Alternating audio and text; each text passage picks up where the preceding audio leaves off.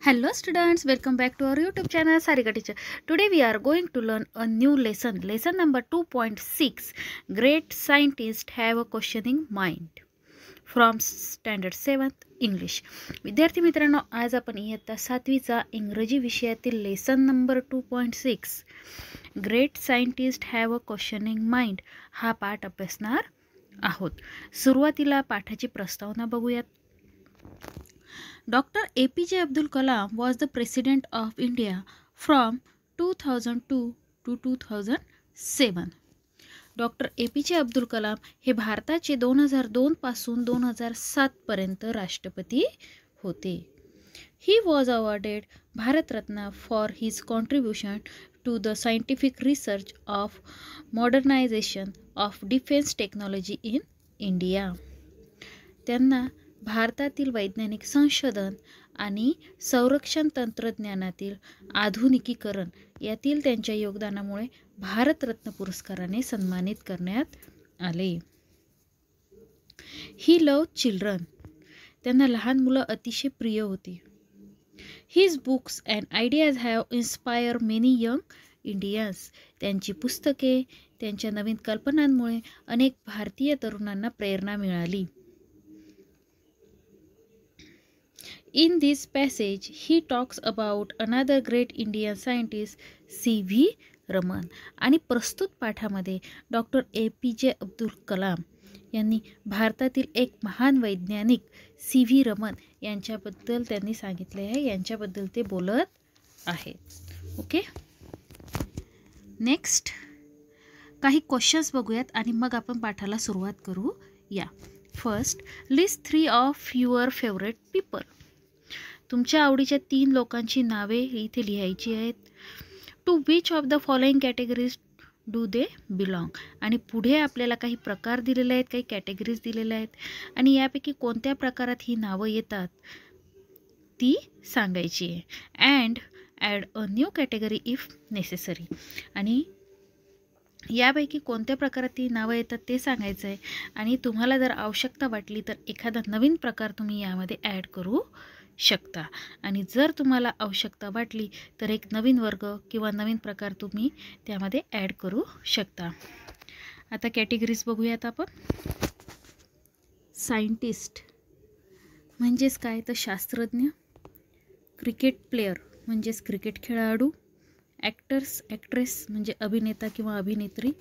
Teacher शिक्षक. Singer गायक. Dancer म्हणजे नृत्यकार. स्पोर्ट पर्सन म्हणजेच खेळाडू. म्युझिशियन म्हणजे नृत्यकार. आर्टिस्ट म्हणजे कलाकार. सोशल वर्कर म्हणजे समाजसेवक. पॉलिटिकल लीडर म्हणजे राजनेता. अँड प्रोग्रेसिव्ह फार्मर म्हणजे प्रगती करणारा शेतकरी. सैनिक म्हणजे सोल्जर म्हणजेच काय सैनिक. हाऊसवाईफ मीन्स गृहिणी. डॉक्टर म्हणजेच काय तर वैद्य. नेक्स्ट, पोलिसमॅन मीन्स पोलीस. लॉयर मीन्स वकील. इंजिनियर मीन्स अभियंता. आर्किटेक्ट मीन्स वास्तुविशारद. बिझनेसमन म्हणजेच व्यावसायिक. आणि जर्नलिस्ट म्हणजेच पत्रकार. Describe orally in a sentence or two what each of the above do and the special requirement of their profession. आणि मित्रांनो, वर दिलेले जे व्यावसायिक आहेत ते काय करतात आणि त्यांना त्यांचा व्यवसाय करण्यासाठी विशेष काय गरजा असतात ते तुम्हाला तोंडी इथे सांगायचं आहे. ओके, पुढे बघूया. Form groups of 4 to 5. 4 ते 5 विद्यार्थ्यांचा ग्रुप करायचा आहे. Discuss what you want to be and what you have to do to achieve your objective. तर इथे 4 ते 5 विद्यार्थ्यांचा ग्रुप करायचा आहे, गट बनवायचा आहे आणि भविष्यामध्ये तुम्हाला काय व्हायचं आहे आणि ते बनण्यासाठी तुम्हाला काय करावं लागेल याच्याबद्दल डिस्कस करायचं आहे. डिस्कशन चर्चा करायची आहे. Okay, so let start our lesson. Great scientist have a questioning mind means महान शास्त्रज्ञांचे माइंड चौकस असते. Great scientific minds are restless with questions. महान शास्त्रज्ञांची मनं त्यांच्या पुढील असणाऱ्या प्रश्नांमुळे अस्वस्थ असतात, ते तळमळत असतात. They keep asking why does this happen. आणि ते नेहमी विचारत असतात की असे का घडले. Can I make it better. मी यात सुधारणा करू शकतो का. और what more can this do. किंवा याच्या आधारे अधिक काय करता येईल. Let us study the life of great scientist who live in the same era as Einstein but about 5000 kilometres east of Germany in India.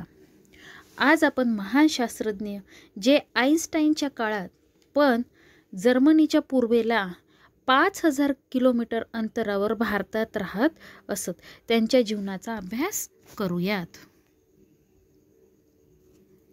Born in Tiruchirappalli in southern India in the year 1888, Raman grew up to be one of the greatest scientists in India. इसवी सन 1888 मध्ये दक्षिण भारतातील तिरुचिरापल्ली इथे जन्मलेले रमन हे भारतातील अतिशय महान शास्त्रज्ञांपैकी एक म्हणून उदयास आले. He was a bright student right from the start and was deeply interested in the optical science. Optical science means दृकशास्त्र and acoustic. Acoustic means तर ध्वनिशास्त्र. तर ते एक अत्यंत हुशार विद्यार्थी होते आणि त्यांना काय तर ध्वनिशास्त्र म्हणजे दृकशास्त्र आणि श्रवणशास्त्र यामध्ये त्यांना स्वारस्य होते.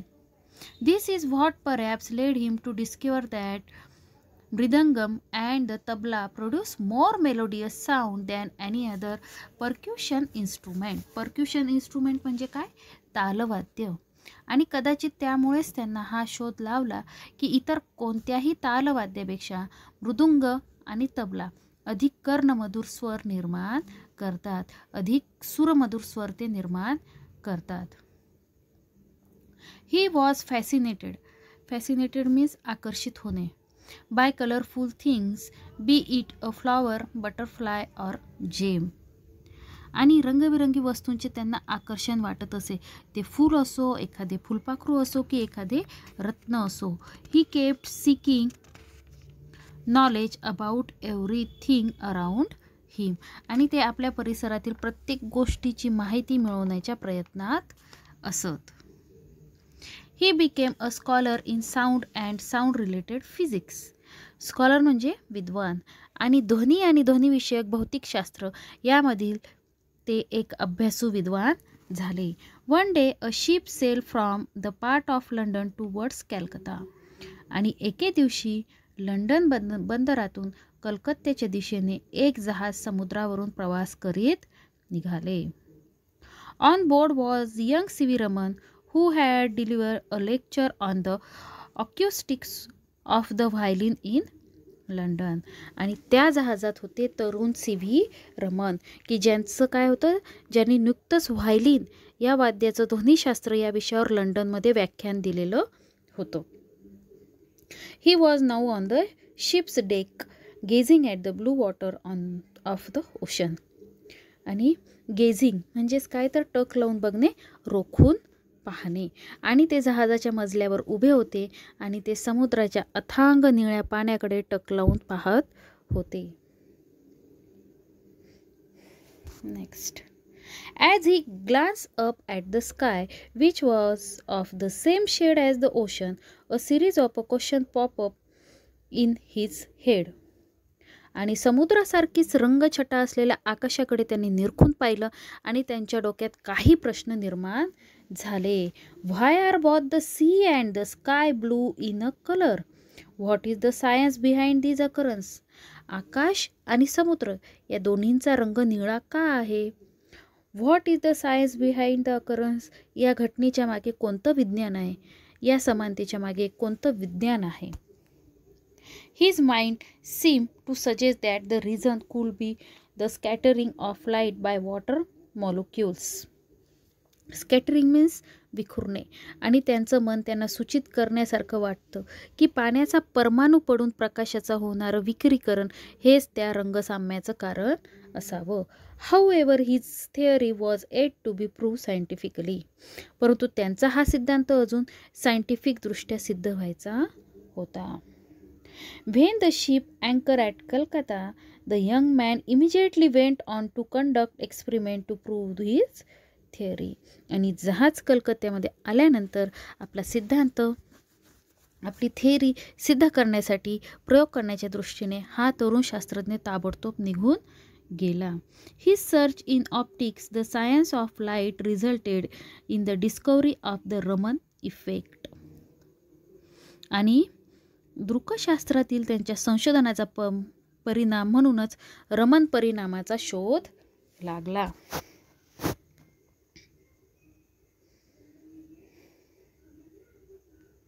He announced it to the scientific world in March 1928. आणि मार्च 1928 मध्ये त्यांनी आपल्या शोधाची काय केली, घोषणा केली, अनाउन्समेंट केली. He announced it to the scientific world in March 1928. The discovery won him the Nobel Prize for Physics in 1930. आणि या शोधामुळे त्यांना 1930 मध्ये पदार्थ विज्ञानाचे नोबेल पारितोषिक दिले गेले. It was the first time this prize awarded to an Asian. आणि कोणत्याही आशियाई व्यक्तीला हा नोबेल पुरस्कार मिळण्याची पहिलीच वेळ होती. The day he discovered the Raman effect, 28 February, was later declared as National Science Day. आणि ज्या दिवशी त्यांनी रमन परिणाम शोधून काढला तो दिवस होता 28 फेब्रुवारी आणि पुढे हा दिवस भारतामध्ये राष्ट्रीय विज्ञान दिन म्हणून घोषित करण्यात आला.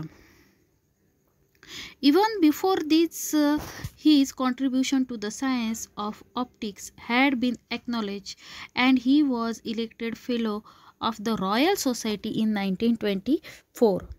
आणि या आधीच दृकशास्त्रातील त्यांच्या योगदानाला मान्यता मिळाली होती आणि 1924 मध्ये त्यांची रॉयल सोसायटीची सभासद म्हणून निवड झाली होती. You would have learned about the Raman effect in detail at school. तुम्ही रामन परिणामाविषयी शाळेमध्ये विस्तृतपणे शिकला असाल. But do you know the discovery subsequently helped in determining in internal structure of some 2000 chemical compounds. परंतु हे तुम्हाला माहीत आहे का मित्रांनो, या शोधामुळे नंतरच्या काळामध्ये 2000 रासायनिक संयुगाची आंतरिक संरचना निश्चित करण्यात सहाय्य केले.